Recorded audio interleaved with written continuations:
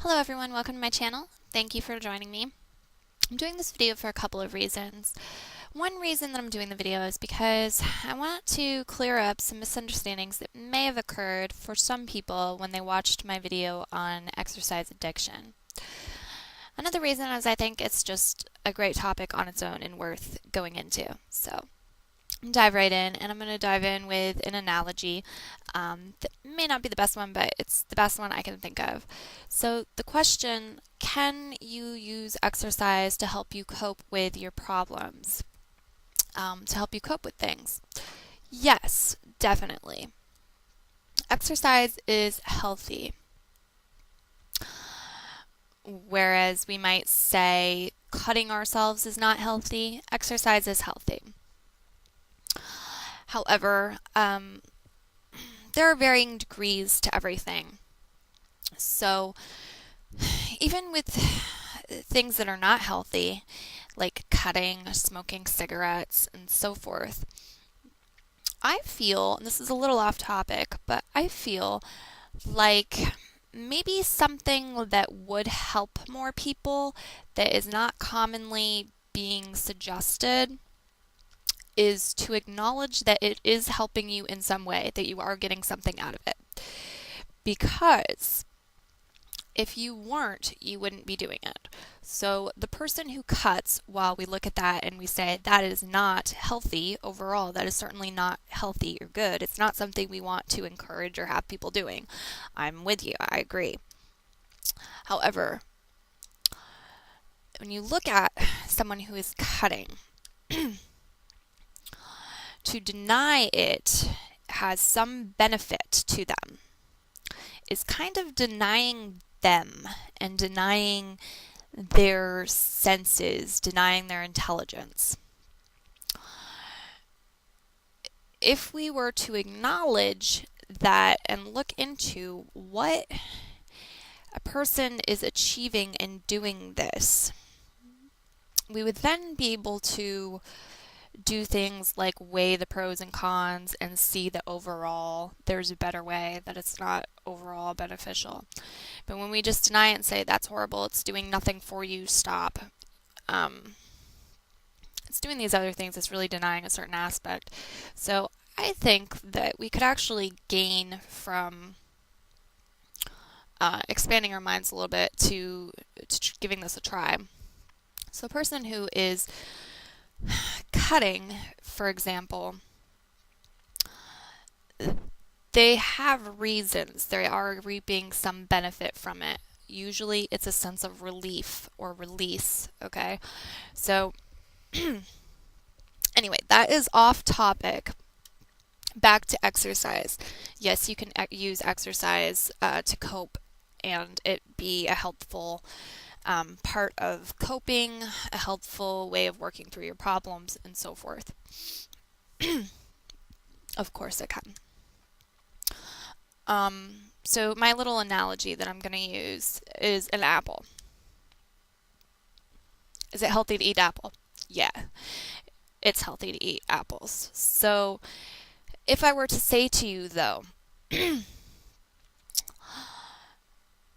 whenever you are experiencing something you don't want to experience, whenever you get upset or you're depressed or you're experiencing something that's unpleasant, something you don't want to experience, or whenever you're about to do something that you don't want to do and you are emotionally charged, go eat an apple. Some problems with that can arise long term. If every time a person gets angry, they go and grab an apple and eat an apple, they're going to be eating that apple in an angry state. Maybe they'll choke on some seeds. Maybe they will knock things over while they're reaching for the apple because they're in such a hurry for it. It's avoiding something. It's avoiding something deeper. Eating the apple is a distraction. Putting the nutrients that are in an apple into your body is not harmful. It's healthy, right? But to say that eating an apple is going to be a solution or a go-to for everything is not a good method. Um, we could go further as to say at some point this person is going to figure out that eating this apple isn't really solving their problems, that their problems keep occurring. They're going to get disgusted with the idea probably of it. It's like, oh, I'm upset. I'm going to go eat another apple and nothing good is going to come of that and I'm still going to be upset and so forth. So, yes, I keep saying that, don't I? Yes is the answer to the question. You can use exercise as a coping mechanism and to help you get through problems and to deal with negative emotions even, in fact. But it should be done in a certain way, and it should be done in combination with other things. So if you are prone to excessive stress, if you get stressed out very easily, things bother you, things weigh on you, stress builds up, and you have trouble releasing that stress. Whereas instead of stressful situations happening and you seeing them as challenges, and you mold the energies in a way that is helpful for you, you use them, you create, the stress just weighs on you and you have a hard time releasing it. Yes, exercise can help. Exercise can help with a number of things, like depression, with things like anger, all kinds of things. Exercise can help. So going back to our stressed out person, though, exercise can help you relieve stress. However, it shouldn't be the only thing in your program to help you or to cure, whatever you want to call it, to address this stress build-up situation that's putting too much on the exercise, that's expecting too much of the exercise. There's more to it. So, a person can have exercise in their program, certainly, and in their life on a regular basis to help with stress or anything else, emotional, as well as other things, mental and so forth. But there needs to be more to it than that. I don't really think there's a way of getting around finding out what it is in your life, what behaviors and things are attracting that stress to you, and what is keeping you from dealing with it in a way that is easier on you. I think you really do have to get into doing inner child work and into doing self-evaluation and going inside and finding out what the root cause of it is and working there. I don't think there's a way to get around that. I really don't. But there's probably also other things within your life that would need to be incorporated and changed and tweaked as well, rather than just adding an exercise. Diet is a big one. What you're eating has a huge effect on the rest of your well-being, not just your physical, which it does, but also on your mental functioning and abilities, your mental body, if you'd like, and your emotions. It also has an impact on your stress levels and your ability to cope with stress. So that would be something. Finding a way to express yourself when it comes to stress buildup is pretty apt to be an important thing to get out. Now, yes, people can express themselves through exercise, dance, and things like that. But I'm thinking, and for me to actually make a fair judgment, it would be on an individual basis, talking one-on-one with somebody and that kind of thing. But And even then, I don't make decisions for people and tell them this is what's best for you. I always make suggestions and tell my opinion and ask them their opinion on what I've said, because I really believe that people know what is best for them. Nobody else really knows what's best for you. You know, it may be covered up, um, but deep inside, you know. So, writing, journaling, things of that nature are apt to be things that would help with that and would need to be incorporated into a plan. You can't just turn to exercise and expect it to fix everything, because it won't. Exercise will fix. Exercising for the sake of exercising is great. If you want to exercise because you enjoy exercise, that's great. When it comes to coping with problems and when it comes to wanting to gain something, as far as having exercise alleviate something, alleviate stress, help reduce anger, things of that nature, there's other components that need to be addressed as well. Otherwise, it's temporary and you walk into it being coming into it for the wrong reasons, not self love, but wanting to avoid something, wanting to fix something within yourself. So, you can use it in to cope directly as well. So if a person gets stressed out, and they want to know ways to cope with that, some things that could come up would be like breathing exercises, things to do in the moment, I mean, rather than just incorporate into your regular patterns, your regular week. Might be breathing exercises. It might be to watch something funny or listen to something funny.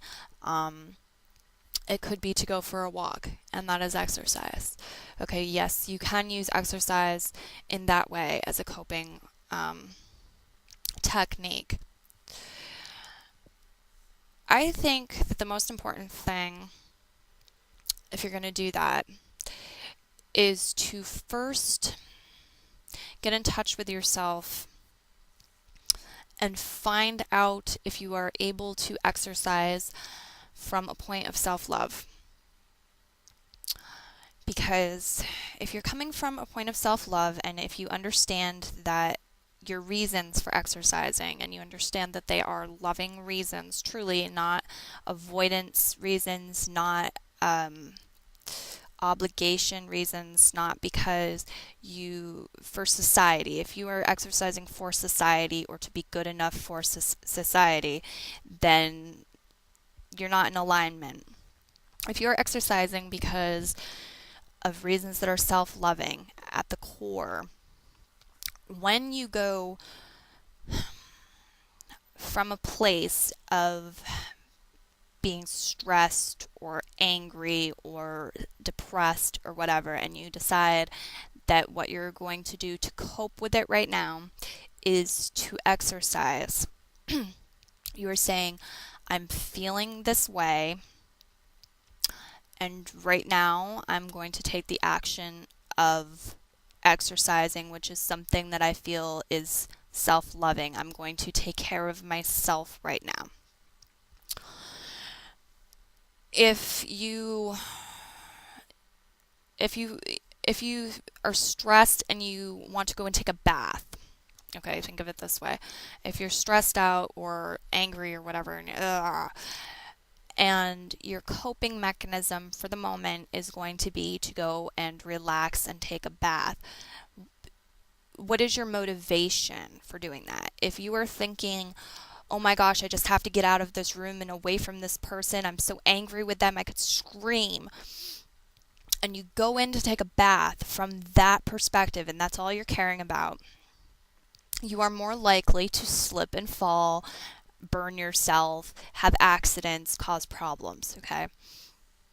If, however, you are in a situation where you're in a conversation with somebody and they're making you really upset, and you decide, I am going to walk away from this right now because it doesn't feel good and I need to take care of me. I'm going to go relax in the bath, take care of myself, collect myself, whatever, and then that's how I'm going to cope with this for the moment, in the moment. And you go in to take a bath for those reasons. Your intention is self-loving. Your intention is to take care of yourself in this moment, which you need to do. So your risk of accidents, of slip and falls and things like that is reduced because of where your focus is and your intention is. So I'm talking about having a core intention that is loving and a core, let's just leave it as a core intention that is loving. And therefore your focus is there. So I'm going to come back to that in a moment, but I do want to point out that I'm talking about coping mechanisms. I'm talking about how you can cope in the moment. I'm not talking about it being an ultimate solution. If people are to just use coping mechanisms all the time and not get to the root, whatever it is that you're suppressing is apt to come up and bite you after a while, after being suppressed for so long.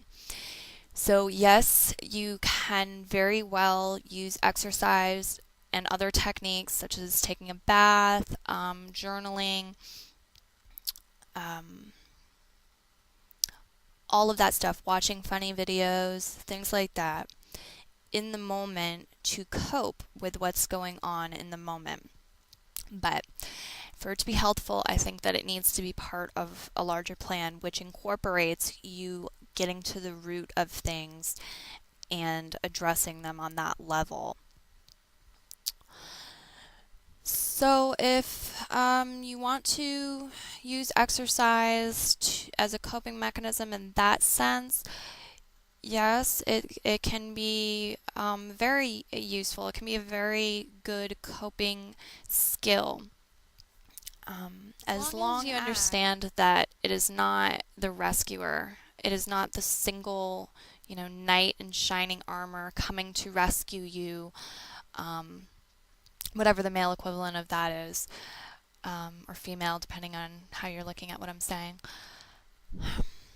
It's not the one and only thing that's going to come and rescue you. It is not your savior. It's not where you turn to and it's going to fix everything. It can be a piece of your healing. It can be a piece of you being more loving to yourself, because that's what it ultimately boils down to, is you loving you and you taking care of you. It just needs to be a part of it, and it needs to be acknowledged as that and not leaned upon and expected to carry you the whole way by itself. You have to come up with other things to incorporate as well to help you from other angles, such as journal writing and so forth. But like I said, I think that you also always have to deal with the root at some point. Sometimes it may be unpractical for you to go in there right now, and you may choose to do something that's a coping mechanism. And I think that can be fine, as long as you come back and do the inner work. Again, for all of you who didn't watch the exercise addiction video, Teal Swan has done some videos, and one in particular is called Healing the Emotional Body. I'm going to put a link to that.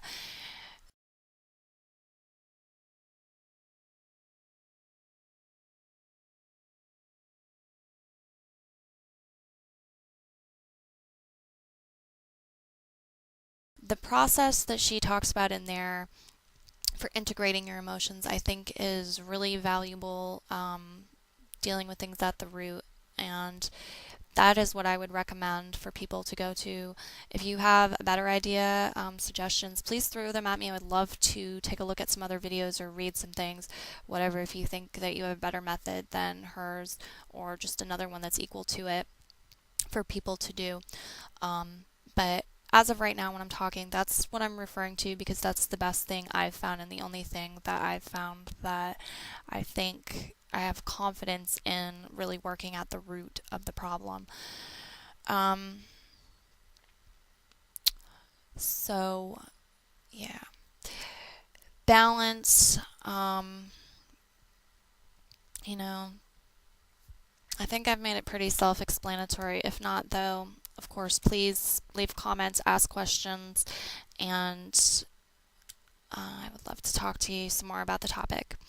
So, exercise safely. I will be talking a little bit more in a video soon, I think, about intentions, exercise intentions, and how to tell if you're coming from a place of love or not, and around exercising from a place of self-love. So I'm looking forward to that, and hopefully I'll be able to do that and get it out to you soon. Thanks for watching. Be well.